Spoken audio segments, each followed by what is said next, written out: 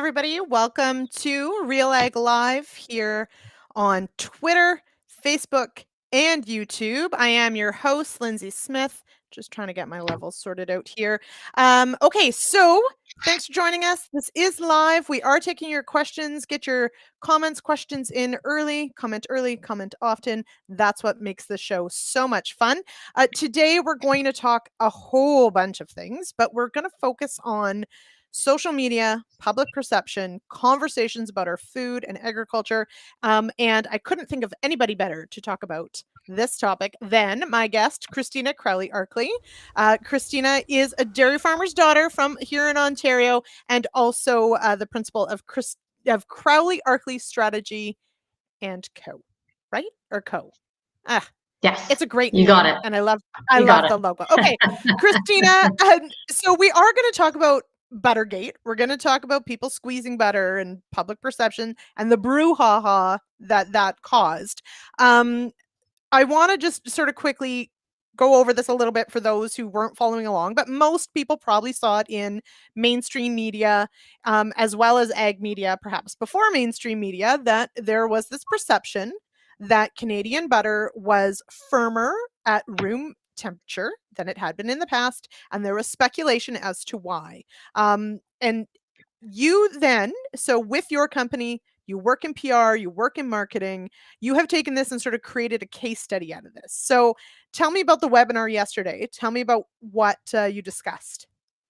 Yeah, sure. So thanks so much for having me at the last minute. Appreciate that you thought of me for the conversation. As I said yesterday on the webinar, because we had 60 plus people are interested, engaged in this conversation. I said that I came looking at this topic as first of all, like a business owner, social media strategist is what I do for my living. Secondly, I came at this as my explicitly shows dairy farmer's daughter, previously worked in politics, so I understand the complexity of the issue because that's a word that's been used a lot, complex issue. And thirdly, and most importantly, I came at this as a consumer. I have a son who, Blake, he consumes a ton of dairy. And so as I watched kind of the last few weeks transpire, I was always kind of coming at it because I did take a very impartial look. I stepped back, I didn't engage.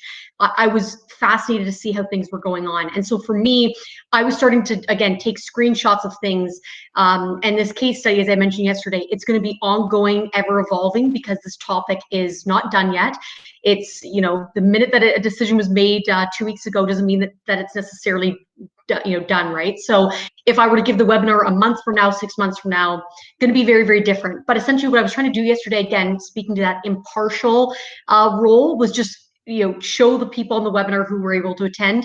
Here's a timeline of events as again, not from a dairy farmer's daughter perspective, but how the whole world could have saw this transpire.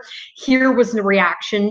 Here's lessons learned on what went well, what we could do differently for next time, and then also some major takeaways just about this whole conversation around, is this how the future of food policy is going to be shaped in Canada because of how profound and what it did. Absolutely.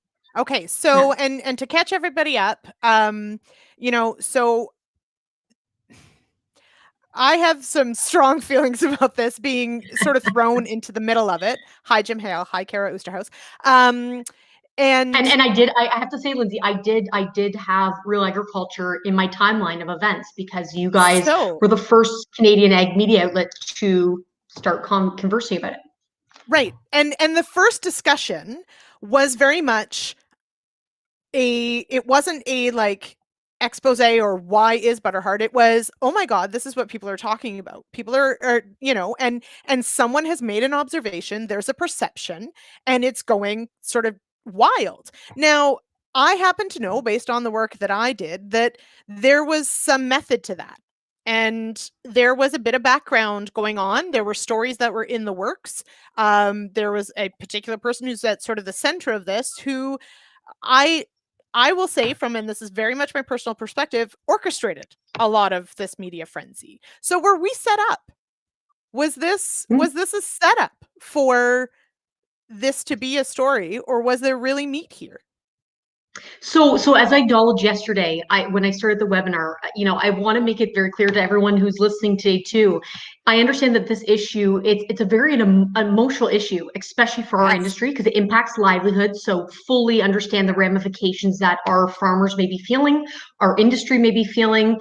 There were many players involved. And I did acknowledge that this whole thing actually started last December with a tweet from Karen, who was on the webinar yesterday from Calgary. She tweeted about and she attached or she tagged Julie Van Rosendaal, who's the Calgary-based cookbook food author, food enthusiast, 50,000 followers on her social media pages. She tagged her in it. Julie followed up. Then we did see Dr. Sylvain Chaubois, who also started participating in the conversation. A CBC producer had tagged him in that initial conversation, that initial tweet. Mm-hmm. I've heard that there was a tweet last May from someone in Calgary that talked about hardening of butter. I also mentioned yesterday there was a Vancouver Sun article in 2016 that talked about how butter composition in Canada appeared to be different than the rest of the world. So again, one of the big factors I talked about in all this was the timing. That if this had landed last March, we're a year right now from COVID, right? This Yeah. topic maybe wouldn't have got legs at all. But because of everyone baking at home, interacting with their food in a different way, and then of course social media, and I think everyone just kind of wanting something lighthearted right now, besides talking about COVID and vaccines, it landed the way it did because of these tweets. And funny enough, in January, there was nothing about this. If you go back and look at the people involved, no social media Nothing. conversation. It wasn't until that February 5th, the post and the tweet that Julie put out saying, I'm going to do some research on this. She had thousands of engagements of consumers who Yeah. just were genuine, being like, yeah, I love my butter. It Yeah. feels different. So, I mean, these were people who clearly cared about butter in a good way. They were supporting the industry. What has transpired since, I think, is where a lot of people have assumed different things of how Right. it went down. And I guess exactly. And also even what is at the root of this, but more importantly, and what we really want to talk about today and what we are talking about is the perception, the conversation about the food. So to make things clear though, Dairy Farmers of Canada did put out they sent letters to all of their producers and said, in the absence of the research being done, because the research was instituted, they had been looking at this before, they're looking at it since, but they don't have those results yet. So they did ask dairy producers to please find alternatives. They didn't ban palmitic acid or any sort of byproduct. And in fact, palmitic acid is not just from palm. Cows make it, so do humans.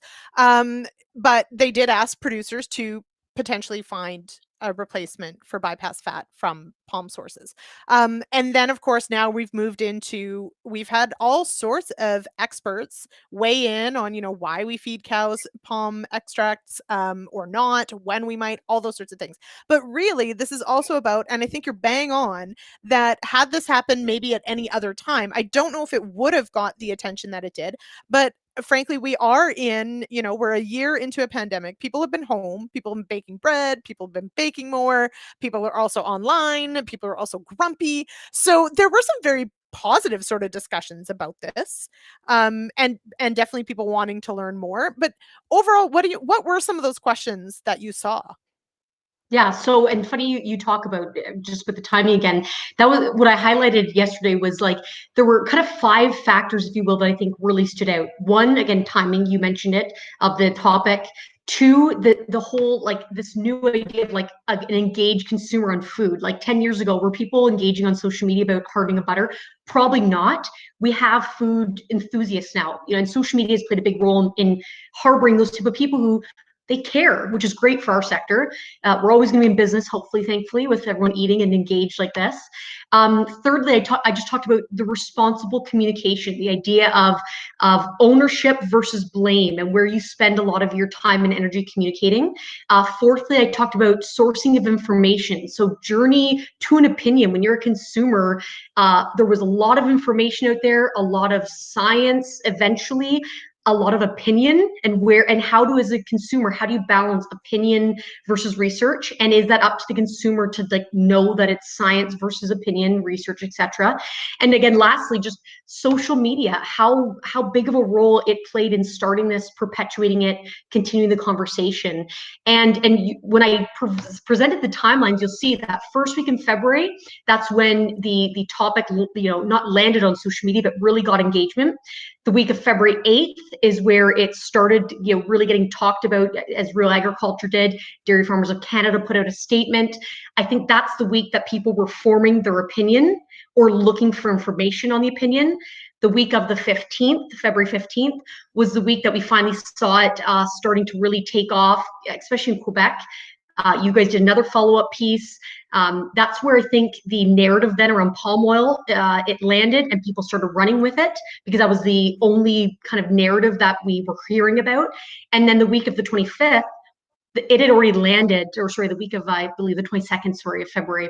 The topic had already landed on social media. People were looking for their opinion on it, or how to form an opinion. They ran with the narrative that was presented. And by the week of the 22nd, global media got a hold of it. It was on Jimmy Fallon, trending on Twitter on the 24th.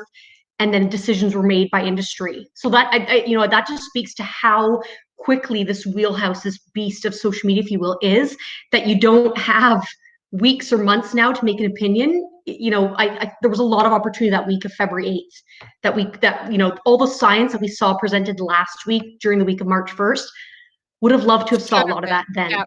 Yeah. So, and I guess when I say, where we set up, I mean, that's maybe not entirely fair, but I know that behind the scenes, what was released on the 15th with CBC and all that sort of stuff, and the Globe and Mail, I think, came out, they had their written piece. It was already being worked on. It was already written. And Dr. Charlebois knew that he had already participated. He knew it was coming.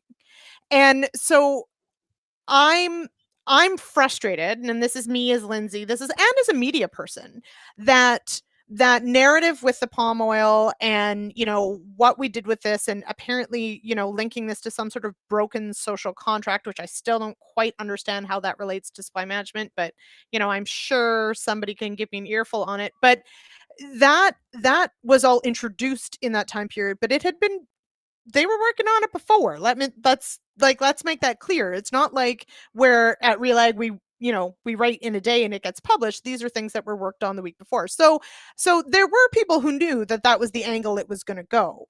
Now, did Dairy Farmers of Canada, all those sorts of things, did they? I don't know. I can't speak for them, but in my mind, it was one of my big frustrations, and it was not hard for me to find experts that could explain what palm oil byproducts were, how they worked, if they were good for cows, bad for cows, how long they'd been used. It was pretty accessible information, but we didn't see that really come to the fore until like last week. So were we too slow? Yeah. So I mean, as an example, collective we, yeah, right? Yeah. So I mean, as an example, some of the questions that I still, again, as a consumer, was still trying to find out, when was palm oil used? And I just learned yesterday, I believe it was 1983, that it was approved under vegetable oil, and I guess that's public information now. Could not find that. So we couldn't even, as an industry, present a number out to say, this has been used for 40 years. But again, I think it speaks to the bigger issue, which is the initial question at hand was, why is my butter hardening? I think we're now when in fact we should have been spending time on the initial question at hand and answering that question as quickly as we could have. So then perhaps when it got to the narrative around palm oil, we were ready, we had answers, we were responding to consumers where they started, which was Facebook and Twitter, actively engaging, saying, hey, we didn't realize that you love this, that you were engaged in this conversation. We want to work with you on this. Here's why we use it. Here's why it's sourced the way it is. Is it ethically sourced? Could it be phased out? I mean, we can't blame one person for sparking a topic that clearly our consumers are passionate about. This is just the consumer. Again, I'm not here for right or wrong. The research shows environment and sustainability is going to drive this conscious-minded consumer. So we have to be there for conversation. So one of my slides this year showed like it's not even about the initial question at hand anymore. It's not about hardening of butter. It's fun from that to then like, here's an opinion. Then there was the reaction, and then there was the actual outcome taken. So, we do still need to be able to answer to consumers. Yes. Why do we use it? Yeah. So it brings. So, that's where I want to talk. Yeah. yes, yeah, and we did get, and I will say to Andrew's credit, Andrew Campbell put together a video very shortly after, and walked us through every single ingredient they put in their ration for their cows.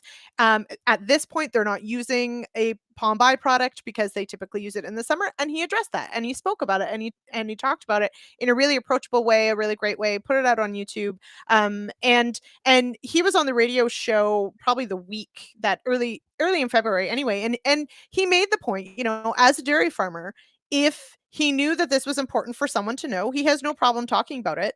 I think and I don't want to put words in his mouth, but I mean, he was kind of surprised that everybody was suddenly super interested in, a bypass fat additive that's added at 200 grams per cow per day, right? When it's used, it's not even always used. So this is one of those ones where, it's hard. We can't anticipate every question our consumers are going to have, but it really does come down to how available are we to answer the question when one comes up.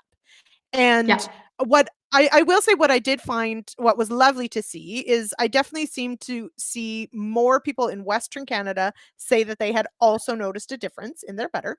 But several of them, and most of them had pretty good ag backgrounds, were curious why and just wanted to know.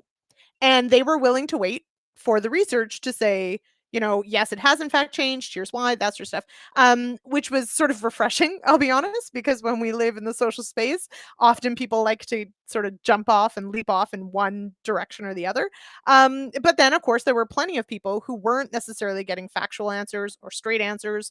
And then, of course, as soon as we introduced palm, that is one that definitely, struck a chord, and for good reason. And the follow-up article that I did exactly that. If you want to have a conversation about the sustainability of ingredients used, that's a very different conversation than is butter harder at room temp or not. Harder. Yeah. Right? I mean, Yeah. and that's a completely different conversation. Now, so Kara, my colleague Kara, wants to know, how do we as communicators know when these online narratives are something worth jumping on? So that's an interesting question, right? So from the perspective of either a producer group or a company or an individual, how do you make that call? Yeah, Kara, that's what you get paid the big bucks to do, right? When you're like, as a crisis manager, when you're like, I'm getting my intuition's telling me that I think this is going to blow up. And it's funny because that, I reference Andrew Campbell's video. Farmer Tim May did a great post. There was that really good graphic from Laurie Vero, I believe, a dairy farmer from Eastern Canada. There was another one from a Quebec dairy farmer. These incredible visuals that showed the dairy ration of a cow, and then the scoop of palm oil. It put in perspective. But all of those videos and pieces landed the week of February 22nd, when it was already hitting BBC, New York Times. Again, decisions were made on the 24th. So if those videos could have ever landed the week of February 8th, and drove again and said, here's some of the reasons it could potentially be. I mean, I don't think those videos would have got posted about palm oil or palmitic acids then, because maybe in February 8th we wouldn't have been like, we don't want to talk about this. And I think it really does, it brings up this whole conversation around transparency of like, how much do you share?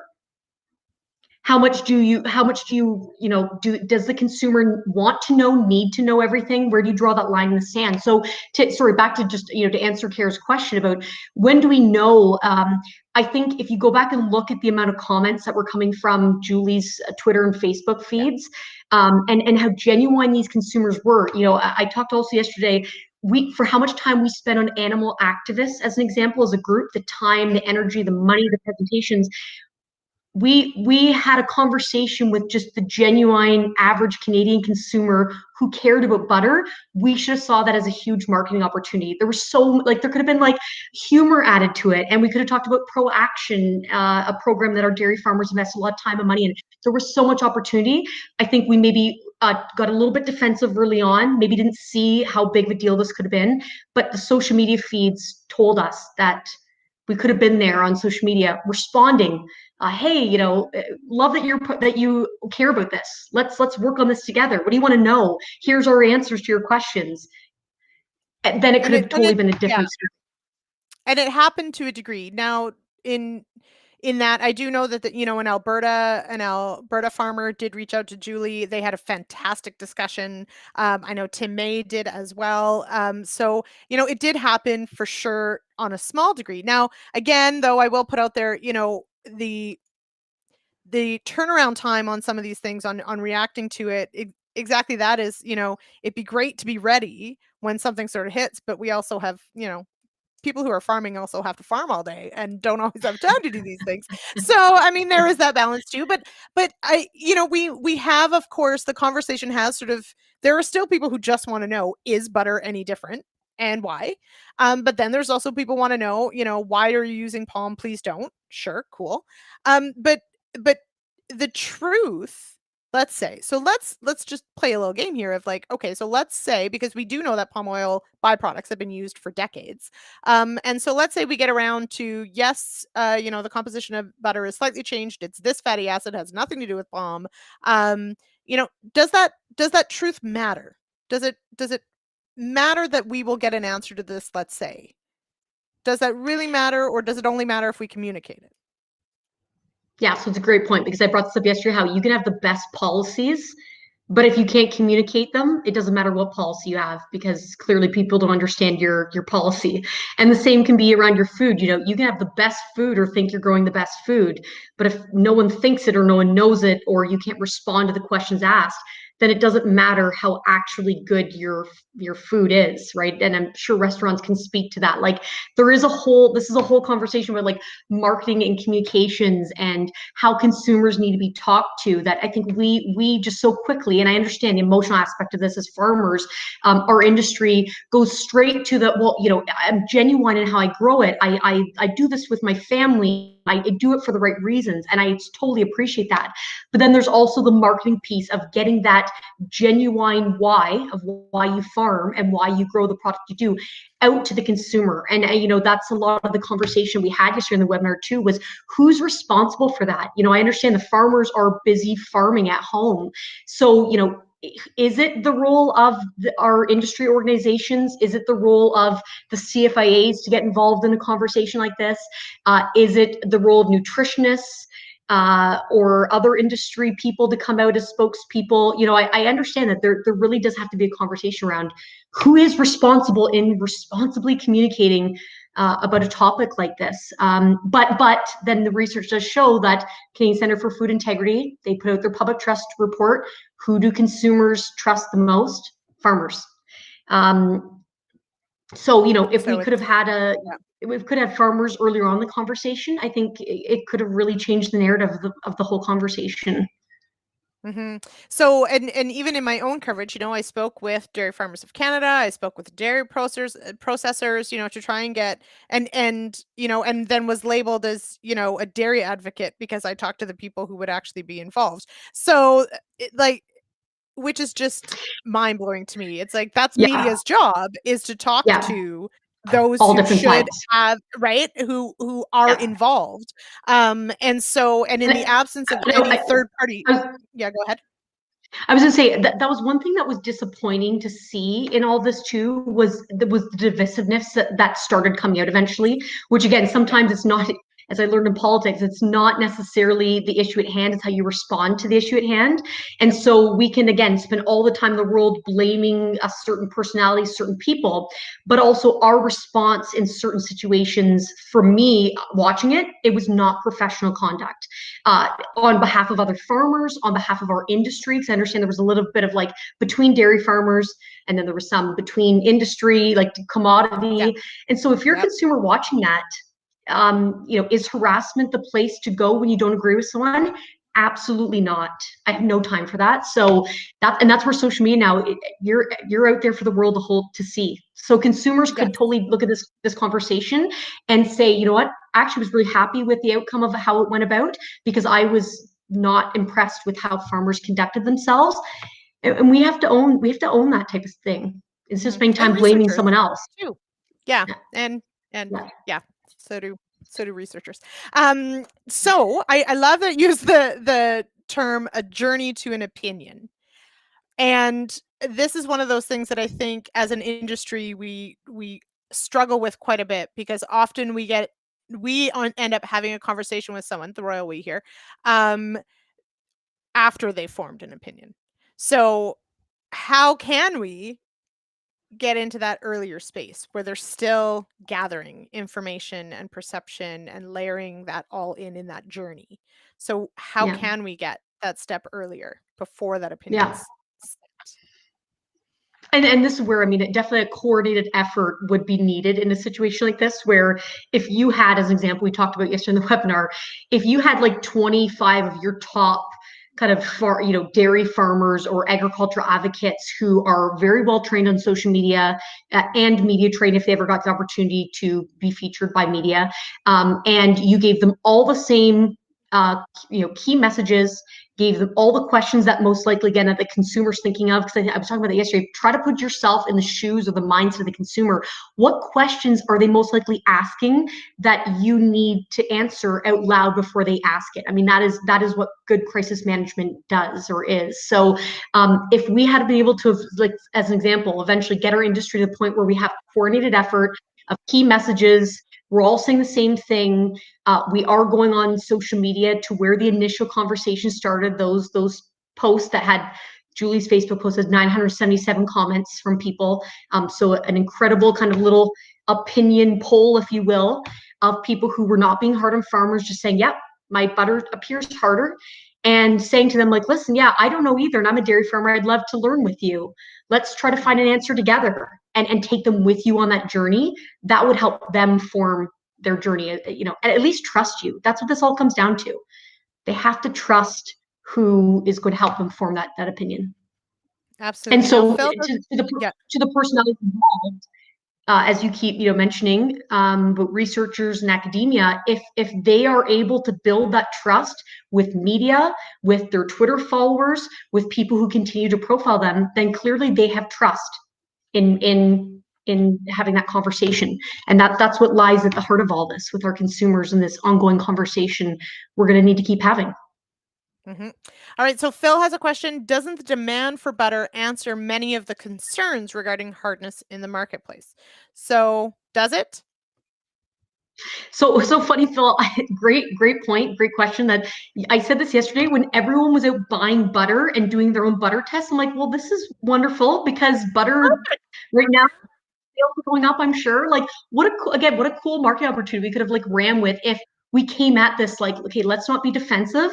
Let's say, yep, great question.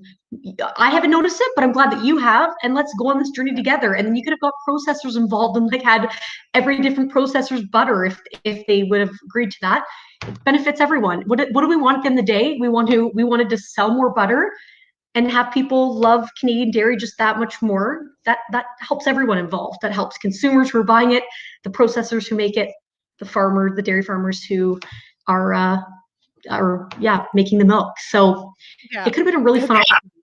It could have. And I will say, I mean, I think that, there's several layers here, and the pandemic, of course, is the backdrop to all of it. And we have certainly seen, we definitely had demand dips and challenges with logistics and all those sorts of things, but ultimately, butter has done quite well throughout this, and because people are baking and people are home, and so there's, yeah, personally, I will say I absolutely loved the people that went out and like did a hardness test of their own and like collected all the butter. It has just been like absolutely fantastic and so cool. And exactly that, though, it's something, this is one of those things that as an industry, we have this connection with every single person because everybody eats. So if they're eating the product you make, you already have an amazing connection to that person, that you can Yeah. actually, um, you know leap off from and have that conversation. So Lara says here, I'm curious as to what the scientific results will be at the end of any research studies on the hardness of butter.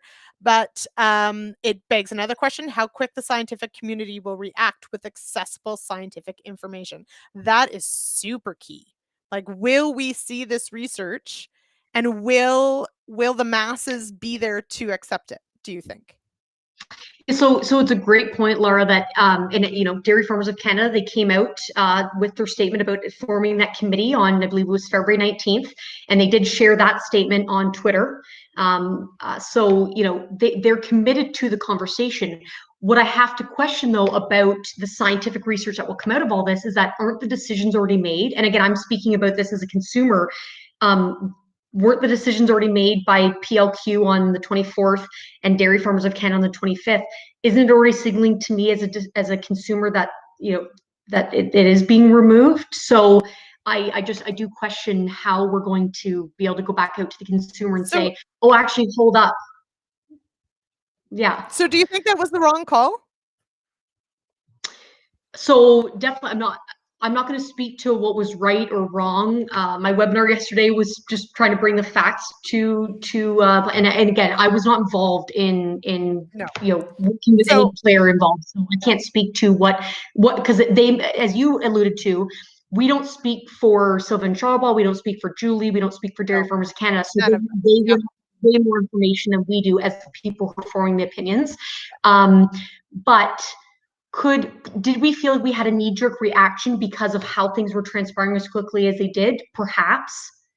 And again, it'd be easier to look back now and say, could we have slowed down on coming out with an opinion or like an outcome as we did? Maybe, but we won't be able to know that for a while. And that's I guess my sort of question in seeing that. I mean, on one hand, it's also one of those damned if you don't, right? Because a producer organization, regardless of which it is, to do nothing isn't okay. They're going to get flack for doing that, right? But then if they do come out and do something, then everyone's going to critique what they did. And so I really do think, I mean, this is a difficult call for sure. But at the same time, from my perspective anyway, coming out with that as the directive. Now, yes, it was after they had come out with a press release to state, here's what's in butter, here's what's not. Yes, this is an approved, feed additive. Yes, we've heard the reports. I mean, they did acknowledge it, which I'll be honest, doesn't always happen. And I'm not just picking on dairy here. This is industries in general don't always necessarily address things, right? So, sometimes they take the perspective of, least said, soonest mended. Got it. But, by coming out with this, do we, does it send the wrong message? And my concern, I suppose, is exactly that. When the research does come out, Lara's got a great point. How long is that going to take? And have we already lost this whole conversation by then, right? If it's going to be 18 months from now and nobody really cares about hard butter anymore, how do we catch people up? So. And as much as people love science, and we all, I think the majority of consumers do want good science, even though we are living in a time with social media, with Instagram and social media platforms that absolutely perpetuate this type of sensationalism and narrative spinning very, very quickly, more so than they need to. I think we do want good science. The problem, though, is that, and I addressed this yesterday, in the court of public opinion, who always wins? The public. That is, again, I'm not here for the right or wrong. The research shows that consumers always win. It's why the US election turned out as it did in 2016 with social media and the personality involved, and how all the polls and science or data showed it was not supposed to happen. It did. So I think we need to sometimes step back, and we put a lot of weight behind science when in fact, again, in the court of public opinion, the public always wins. And so we can meet that consumer halfway through platforms like social media and say, hey, we want to talk about this just like you do, because some of our farmers don't even know why it's hardening. Even though we most likely should as an industry know maybe why it's hardening, and our farmers should feel really comfortable and really safe about the product that they're making, right? But I think if we showed that type of vulnerability, consumers would trust us. And funny enough, I did reference yesterday the example of Michael McCain back in 2008, the listeria outbreak. It was studied in all the communications class that I ever took. He finally came out of that presser in that August 2008 and said, the buck stops at maple leaf. We acknowledge what happened. We take full responsibility. I'm sorry. And so people like perished in that. Like they passed away from that. So this Buttergate topic, while it's extremely emotional, did not go where the listeria outbreak did. But it just goes to show how profound that coming out early on and saying, we own this topic, we own this narrative, we have nothing to hide, we want to make this right. Then that's what people are talking about now about Michael McCain, 10 plus years, 20 plus years later, right? So yeah. My math with years is similar to yours. And I think it's, the older you get, the more recent, 2010 feels, or 2000, I was or I think I said 95. 20 years. That was Yeah, literally like 2008. So it was only what, right? 12, 13 years ago. Yeah, so it's okay. The time flies. But speaking of, we're actually over time, but this has been absolutely fascinating. And Christina, thank you so much for being so generous with your time. And I did follow along. We have been in strat plan meetings all this week, so I didn't get to hop on the webinar, but I got to see some of the reaction on your Twitter feed. So what is your Twitter handle if people want to go check that out? Yeah, so it's my last name, Crowley-Arklie. So you'll have to go figure out how to spell it, I guess, because There it's you not the go. easiest. I'll maybe share it. Yeah, it's not. That's okay. My first name is spelled wrong. So there you go. And it's in my Twitter handle too. So thank you, Christina, so much for this. This has been a fabulous conversation. I really appreciate it. I appreciate it. I feel like you and I could talk about this, I'm sure, for hours and hours on end. We So I hope could. this conversation Yeah. keeps going for everyone involved and engaged. Thanks for having me. All right. Thanks so much. Okay. And thanks to everyone who was watching and commenting. I've got some private messages coming in, some of the public ones. It's definitely one of those things, as Christina said, we will continue to follow along with. I do hope that the science does show up and we actually get to discuss that too, because it's something near and dear to many hearts. And hey, go squeeze some butter. Why not? Okay, thanks. That's it. That's all for today's live. I have no idea who's on tomorrow because we also like to fly by the seat of our pants here at RealAg.